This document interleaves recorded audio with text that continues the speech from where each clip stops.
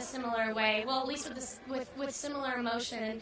At our audition, Becky and I had a conversation about that and how it's not necessarily depicted that way in teen movies these days. And I really just want to jump in there and say we were talking about how do young women really feel, and we don't think that very often it's represented in movies. And Holly just is, again, and not to put down, there are many wonderful young actresses in Hollywood, but I really auditioned quite a large number, and I really think out of all of them, she was the only one I really felt could put away all of the stereotypes and get to the depth of the character, who's a little bit geeky, a little bit adorable, and in that horrible time of raging hormones. Holly was able to nail it. Well, I think that is the challenge of this part, because you've already mentioned that this character loves to read, and she's reading complex historical material, and at the same time, she's as freaked out as every other 16-year-old who wants the next thing to happen, and it hasn't happened yet.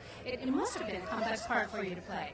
Yeah, it was in that way, and that her fighting with the world around her. I mean, maybe we all do that in a sense, having ideals, and especially at 16, boy, are your ideals getting formed, and because of all the reading she's doing, fighting with your ideals and the way the world is around you, and either trying to put the world around you into those ideals, or the ideals into that world, and choosing the right person to be interested in, choosing the people around you, and that is really difficult.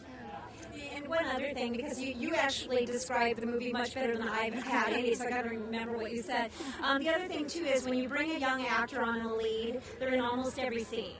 And you're oftentimes working in very harsh weather and in very difficult situations, so you need a lot of mental stamina. And so Holly was 19 years old, and she was on location by herself carrying an entire feature film on her shoulders. And she just was admirable. I don't think she had even came close to one single tiny meltdown. She was there and present for the whole film. Well, I would have to say that some of that probably comes from the director, huh? She must have given you good direction, a lot of calm, a sense that you were doing what she needed to have you do.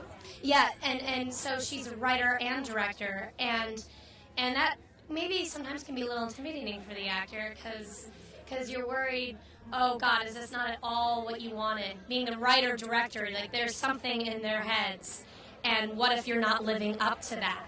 And especially because I respect Becky so much. She's the type of woman I want to be, a powerful, a leader, in control, doing exactly what she wants to do in life, and being her lead performer, having to carry the film. You maybe never saw those meltdowns, but I think they happened right before I came to Iowa. But then once I got here, this crew, the location we were in was so serene. And Becky and I had a lot in common. It was really fun working with her, and I felt like we had a lot of, I had a lot of creative power. Not that I did any choosing or directing or any of that, but I felt like I had a lot more control than I do, say, working in television. Also, just one other thing, and now since we shot, we've also, the two of us have gone to Beijing with the film, and it was translated, subtitled in Mandarin, and we showed it at 4 universities, and Holly has taken a year of intensive Chinese, and she now actually speaks basic Chinese. Really? So Kate has given me a lot. The role of Kate has given me a lot. And like I said, the things I get interested in, I get really interested in them. It started with, for 16 to Life, I did some reading about the Cultural Revolution in China. And then when we went to Beijing, I absolutely fell in love with that city. And I study cultural anthropology, and I love human dynamics as part of why I'm an actor.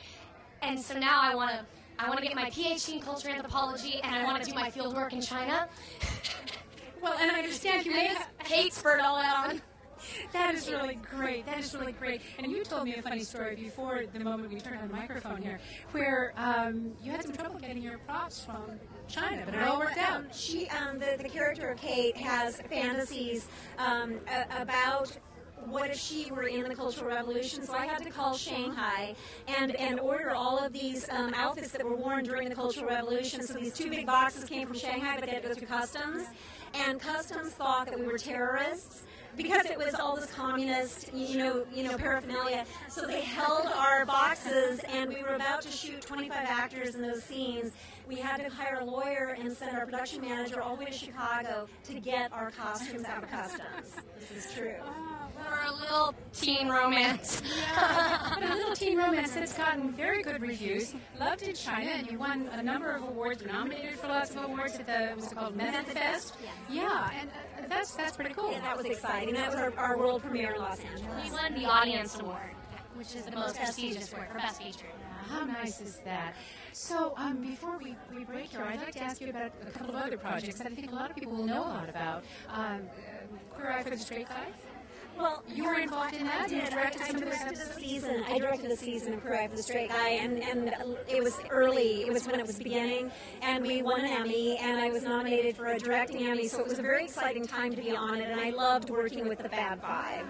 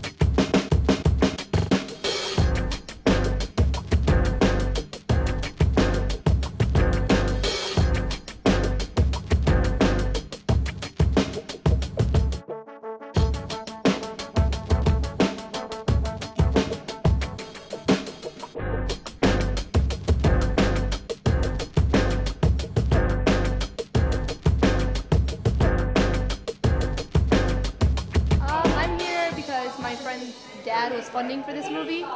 Yep, and I heard it was good, so I'm looking forward to seeing it. Yeah.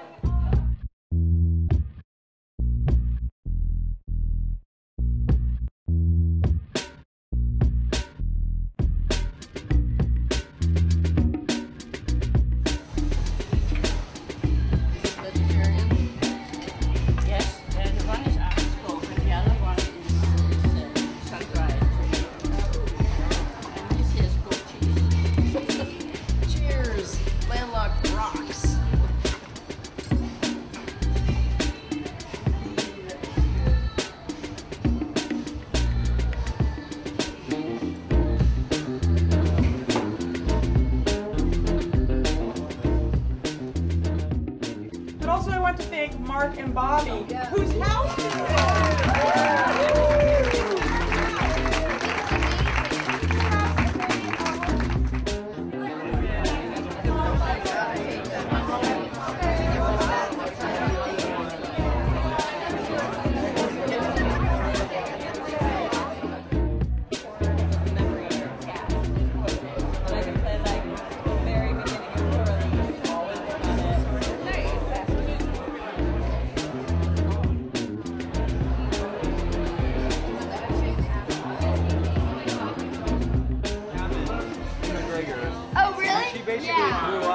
I grew up in McGregor. Oh yeah, you're the city girl. I'm the summer girl. I'm from Iowa City. Yeah. She told me that. And we make fun of you. Oh my gosh. Thank you. Isn't McGregor beautiful? It is. Yeah. And the movie showed a lot of it. Yeah, it really did. And the opening picture during the. Is that exciting, seeing it on a big screen? Oh my gosh, it was amazing. I wish my parents were here. They're in McGregor this weekend. Yeah. They go every weekend, so. We'll be up in Elkader. Showing the movie in Elkader. Thursday? I think.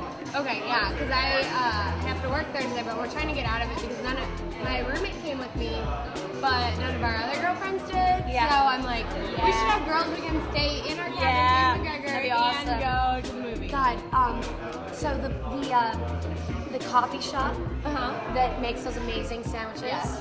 My father's favorite place. I love those people. And then the Twisted Chicken did all of our catering. Who are you? PATV, what? Hello! Hello, PATV. Shout out to Iowa City PATV Public Access Television.